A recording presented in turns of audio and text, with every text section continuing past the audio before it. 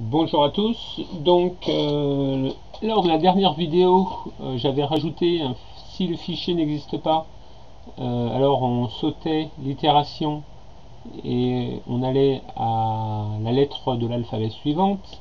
Mais j'ai vu qu'il y avait un petit bug, c'est-à-dire que ici, mon fichier, quand il arrivait, ici je prenais un fichier, je le renommais jusqu'à J. Et quand il arrivait à K, eh ben, il me faisait un file source, c'est-à-dire K est égal à file destination qui était J avant. Donc c'est-à-dire qu'il changeait de fichier. Donc c'est pas bon. Ce qu'il faut faire, c'est déplacer cette ligne ici, et là ça fonctionnera. C'est-à-dire que si le fichier n'existe pas, alors il le renomme et il prend la nouvelle source comme l'ancienne. Si par contre il existe, et bien file source ne bouge pas et il va à l'itération suivante. Donc là on va faire le test. Donc là j'ai deux fichiers J et K que je vais garder. Donc là vous pouvez faire un CTRL majuscule F5 qui vous permet de redémarrer votre programme depuis le début. C'est-à-dire c'est comme si vous arrêtiez le débugage et que vous fassiez un F5 derrière. Donc c'est ce que je vais faire. Voilà, il est reparti et je vais rechercher mon fichier. Alors on voit que j'ai un J et un K qui existent. Je vais prendre la copie de test 3 et je vais l'ouvrir. Donc là je vais broyer mon fichier, il l'exécute. Je vais faire un pas à pas. Donc là le fichier n'existe pas avec que des A. Donc il le renomme et le source devient A, etc. Là je vais faire un pas à pas sortant majuscule F11. Il renomme en B, en C, D, E, F, G, H, I. Voilà. Alors là, mon fichier de destination, c'est J. Donc il a renommé en I. Il va à l'itération suivante, il va mettre que des J.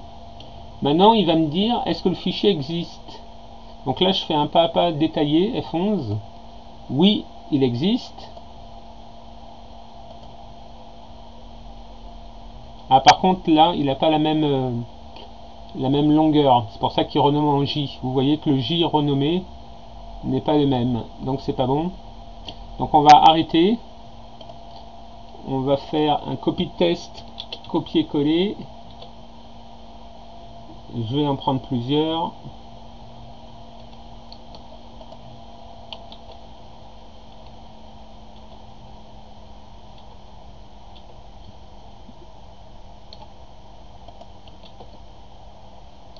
Voilà. Alors, je relance F5. Je vais chercher mon fichier de nouveau. Je vais prendre copy 4. Voilà. Broyer. C'est parti. Je vais faire des majuscules F11, c'est-à-dire pas à pas sortant pour aller plus vite. Donc il est renommé en A, B, C. Donc normalement il ne devrait pas être renommé en J et en K, si mes calculs sont bons. Voilà, G, H, I, il l'a fait. Donc on va prendre maintenant notre file destination, il contient J. On fait un pas à pas détaillé. Et là on voit que hop, il saute le J parce qu'il existe déjà, c'est celui-ci. On fait un F11, il prend la lettre de l'alphabet suivante, c'est-à-dire avec des K. Donc je vais le faire un pas à pas sortant pour aller jusqu'à la fin. Mon fichier c'est bien que des K. Est-ce que le fichier avec que des K existe? Oui, il existe, donc je ne fais rien. Et vous voyez ici qu'il a sauté directement à la ligne 86. Pas à pas détaillé, F11. Je prends la lettre de l'alphabet suivante, je la rajoute IJKL, je fais un pas à pas sortant, mon fichier de destination vaut bien que DL, ce fichier là n'existe pas, donc je peux le renommer. Voilà, lll.lll. Et là, je peux prendre mon fichier source comme mon fichier destination, parce que mon nouveau source a changé. Donc voilà, c'était juste cette ligne-là qu'il fallait pas la laisser à l'extérieur de la parenthèse, mais à l'intérieur. Et là, je vais faire pas à pas sortant. IJKLM NOPQ, vous avez compris que ça va jusqu'à Z.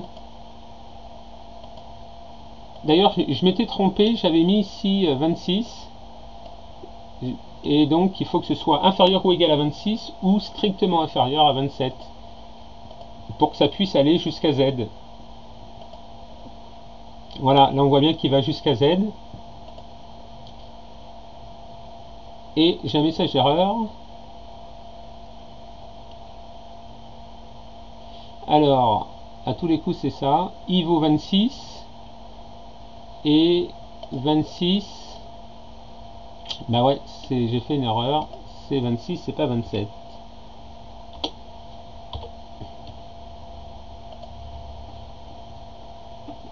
Donc là, il faut l'arrêter, le relancer. Et donc j'enlève mon point d'arrêt. Je relance par F5.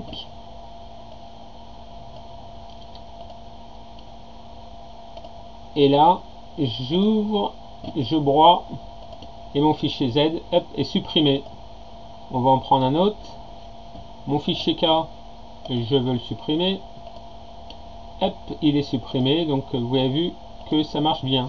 Donc maintenant, ce qui serait intéressant, et je vous laisse le faire, ce serait de sélectionner plusieurs fichiers. Parce que là, vous voyez que je les prends un par un.